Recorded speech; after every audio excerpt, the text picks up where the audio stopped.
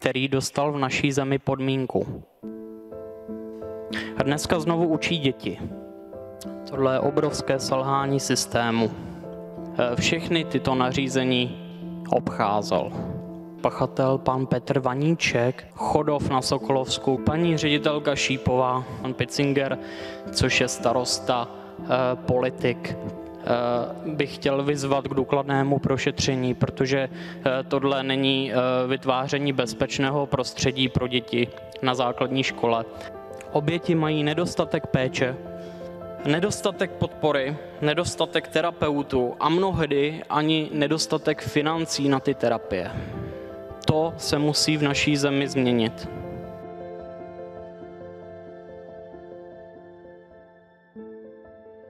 Moc děkuji a poprosím pana Tomáše Paprštejna, zakladatele organizace Klubovna naděje, která pomáhá obětem sexuálního nebo respektive přeživším sexuálního zneužívání.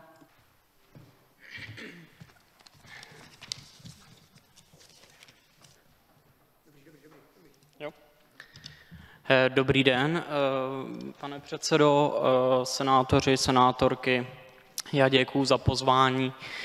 Jsem Tomáš Paprštejn a jsem tady za naší organizaci Klubovna naděje, která se zabývá problematikou sexuálního zneužívání a jsem její předseda. Mluvím tady za oběti, jelikož já sám jsem sexuální zneužívání zažil na vlastní kůži. Mluvím o tom, píšu o tom a chci jasně a nahlas říct, že já sám i naše nezisková organizace podporuje úmluvu a jednoznačně za ní stojíme. Můžete mě znát z různých mediálních vystoupení z podcastu Ve stínu nejlepší kamarád, který natočili Seznam Zprávy. Byl jsem sexuálně zneužívaný svým třídním učitelem na základní škole, který dostal v naší zemi podmínku. A dneska znovu učí děti.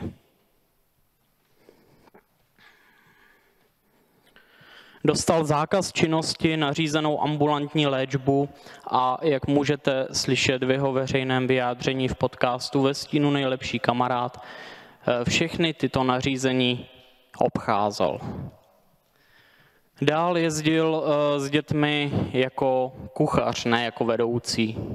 Ambulantní nařízenou léčbu soudem obcházel tak, že se s doktorem domluvil, že přece není co léčit. Tohle je obrovské selhání systému. Můj pachatel se do dnešního dne mi vysmívá. Dodnes vede turistický oddíl a dodnes učí děti. A já se, dámy a pánové, ptám, jak je možné, že odsouzený pachatel pan Petr Vaníček může učit na základní škole Chodov na Sokolovsku, kterou vede paní ředitelka Šípová, zřizovatel města je pan Picinger, což je starosta, politik, který reagoval na naše reakce tak, že si zablokoval naše profily, aby jsme s ním nemohli komunikovat. Vyjádření paní ředitelky jste mohli slyšet také v podcastu Ve stínu nejlepší kamarád.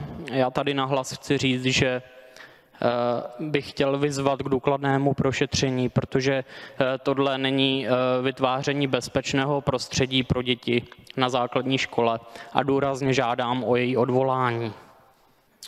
Sexuální zneužívání a násilí se děje v nerovných vztazích, například, jak už jsem zmínil, žák-učitel nebo ve zranitelném věku, v rodinách. Souvisí to velmi s tím násilím. Oběti mají nedostatek péče, nedostatek podpory, nedostatek terapeutů a mnohdy ani nedostatek financí na ty terapie. To se musí v naší zemi změnit. Já se o to důkladně budu prosazovat a chci, aby byla přijata úmluva, aby oběti měly konečně v naší zemi absolutní podporu a péči. ne aby se podpory a péče dostávalo pachatelům. Zapotřebí je změna zákonu, dětský certifikát, nutně vyřešit, aby odsouzení pachatelé, kteří byli průkazně odsouzeni soudem, znalci a odborníky, aby nepřicházeli do styku s dětmi, aby dál u nich nemohli pracovat a působit. Za to se velmi aktivně naše organizace prosazuje a za to se budu velmi hlasitě prosazovat já. Jestli mohu poprosit, jestli už můžeme směřovat ke konci? Určitě, už jsem na konci. Nakonec bych ještě rád zmínil takovou vtipnou historku z dnešního rána, když jsem jel na toto setkání, za které moc děkuju, že tady můžu být. Jel jsem ve výtahu a se mnou jela starší paní a říká: mladý pane, nezapomněl jste si doma kravatu? A já říkám: ne, nezapomněl, já jsem ji tam nechal schválně. Víte proč? Protože mně kravata způsobuje pocit, který mívají častokrát všechny oběti v naší zemi. Cítí se svázané, na provázku a velmi upnuté.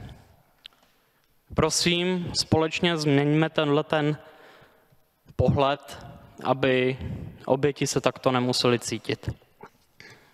Tady mám svoje vlastní děti a já si nepřeju, aby moje děti učil učitel, který zneužívá a zneužíval děti. Děkuji vám za pozornost a jako dárek jsem vám přinesl moji knihu, kde najdete všechny odpovědi a otázky. Budu rád, když si ji odnesete. Děkuji. Já rovněž děkuji.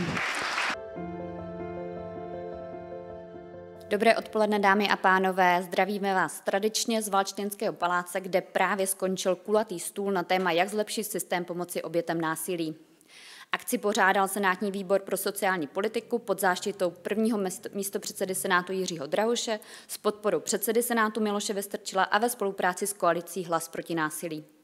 Cílem kulatého stolu bylo dosáhnout lepšího porozumění mezinárodního dokumentu Úmluvy proti násilí, podpořit spolupráci mezi sektory a nabídnout prostor pro vyjasnění případných nejasností a sporných otázek, které jsou s úmluvou často spojovány.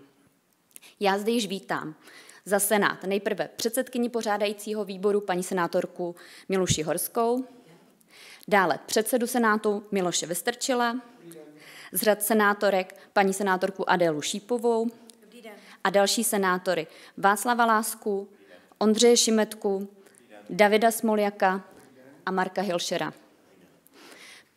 Dále zde taky vítám mimo Senát vládní zmocněnkyni pro lidskou práva Kláru Šimáčkovou Laurenčíkovou, ředitelku České ženské lobby Hanu Štelcrovou, Tomáše Paprštajna, zakladatele organizace Klubovna naděje o přeživších sexuálního zneužívání, faráře Českobratrské církve evangelické pana Jakuba Helebranta a paní Jaroslavu Chaloupkovou, která vystupuje za organizaci, která se zabývá násilím na ženách a Korus. Jako dalšího poprosím pana Paprštajna. Dobrý den, děkuji za pozvání. Já jsem Tomáš Paprštejn, jsem tady za neziskovou organizaci Klubovna naděje a dneska na panelu jsem vystoupil jako tehdejší oběť sexuálního zneužívání, kdy mě na základní škole zneužíval můj třídní učitel, který v naší zemi dostal podmínku a dneska znovu učí na základní škole Chodov u Karlových Varů. Paní ředitelka si ho tam nechává, protože má momentálně vymazaný trestní rejstřík.